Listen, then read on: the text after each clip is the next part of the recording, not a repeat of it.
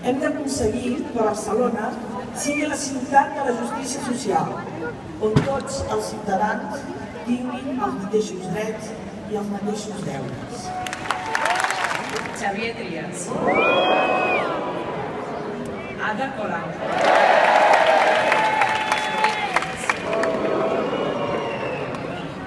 Ada Colau. Ada Colau. Ada Colau.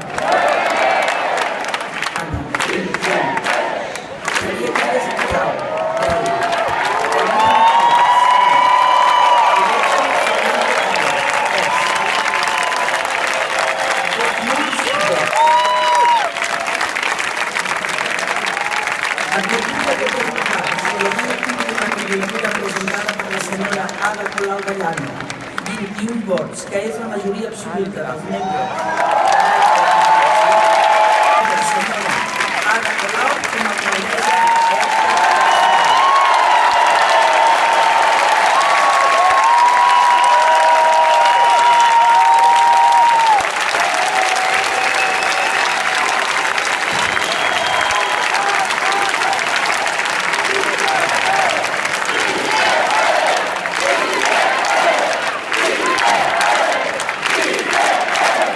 Senyora Ada Colau Ballano, accepta el càrrec d'alcaldessa de Barcelona?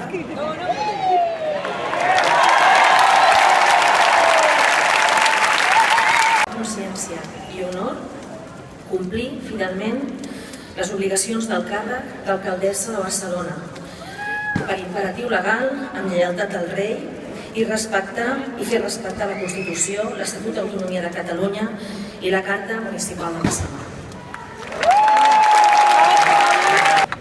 La pobresa, l'atur juvenil, la malnutrició, la manca d'habitatge conformen una situació d'emergència davant la qual no ens podem limitar a muntar observatoris del desastre ni a redactar informes de la injustícia. Cal abordar la crisi socioeconòmica ja, la ciutat aparador i el monocultiu turístic.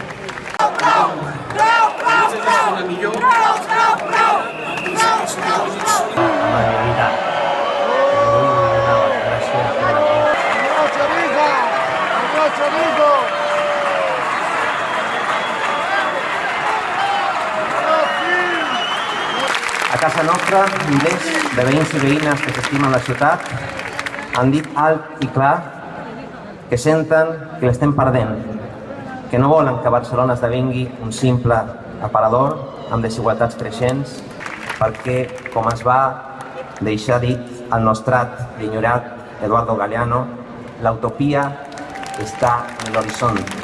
Camino 2 pasos, ella se aleja 2 pasos. Y el horizonte se corre 10 pasos más allá. ¿Para qué sirve entonces la utopía? Para eso, sirve para caminar. Muchas gracias y suerte.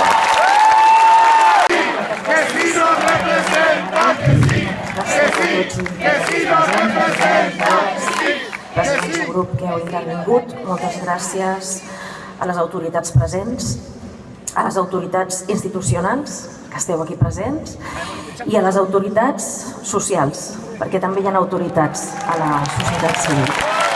L'autoritat ens va fer també una entrevista que, a diferència del poder autoritari que s'exerceix en violència i s'imposa des de dalt cap a baix, l'autoritat es guanya, l'autoritat és fruit del reconeixement dels altres. En una societat democràtica, en una ciutat democràtica, ha de ser el conjunt de la ciutadania la que atorgui i retiri autoritats. Això és realment democràcia. I per això per nosaltres avui era molt important que moltes entitats socials i persones imprescindibles, i segur que no han pogut entrar totes perquè la casa no és prou gran per la quantitat de persones i entitats i col·lectius imprescindibles que hi ha en aquesta ciutat, però a diferència d'altres ocasions ens ha semblat imprescindible que les nostres autoritats veïnals i les nostres autoritats socials fossin presents aquí amb tot el reconeixement que malauradament no han tingut sempre. Jo, tard que mai, hem d'aprendre de la ciutadania i de la ciutat i actualitzar les formes de fer política i saber prioritzar efectivament les prioritats, les necessitats que avui són tantes i urgents a la nostra estimada ciutat de Barcelona. I aquesta dona desconeguda, que desconec el seu nom, em va abraçar, va plorar i em va dir moltes gràcies per estar en primera línia i per fer que pel que moltes dones hem lluitat durant dècades, durant segles, comenci a ser possible, que és que les dones, més enllà d'estar en tots els treballs invisibles quotidians que les cures, estiguem també visibles, no només en primera línia de visibilitat, sinó de llocs de decisió, també com hauria de ser des de fa molt de temps.